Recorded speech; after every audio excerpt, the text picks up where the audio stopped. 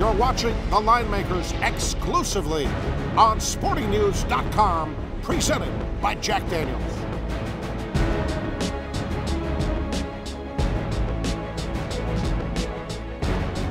Hi, everybody, here at The Line Makers on Sporting News with Kenny White and Ricky Herron. I'm Brian Blessing. How about Baltimore at Houston? Oh, boy. A few weeks ago, I think we'd have been like doing cartwheels over this game. Houston 6.5. The total on the game is 48.5. There's a lot of between the line stuff going on here. Let's just start with Baltimore, Kenny, and I'll let you start because you were saying at the outset of the season you thought the Baltimore defense was a little on the phony side. Well, now they're really beat up, so it's going to come to pass.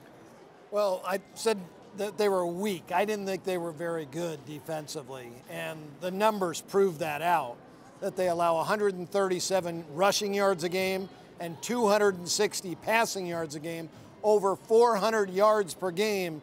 This is a defense that used to allow 275 yards a game, not 400. So I was 100% correct. Their offense has been way better than I thought. But now without two more defensive players, I'm going to say it right now, this is a lock to go over the points in this game. Baltimore will throw it all over the place and not be able to stop, because Baltimore is going to go off Green Bay, what they did last week to Houston, and go up-tempo. And that's their offense this year anyway. But remember one thing, Dallas ran for 227 yards on this team last week, and that was with Ray Lewis, with Ladarius Webb, with Haloti Ngata, with Jimmy Smith in the lineup, and all four of them are probably not going to play this week. So that's not a really good sign when you got to go face Arian Foster and Tate in Houston. So, you know, this should be a revenge game. Also, on top of that for Houston, remember the Ravens beat them 20-13 in the playoffs last year, but that was with T.J. Yates at quarterback and not Matt Schaub. Kenny will be appearing at the Comedy Shop, 2-drink minimum. He's being a yuckster here. Lock is a 4-letter word in Las Vegas. He's clowning around. But I know you do think that this one's going to go over the total. How about Houston?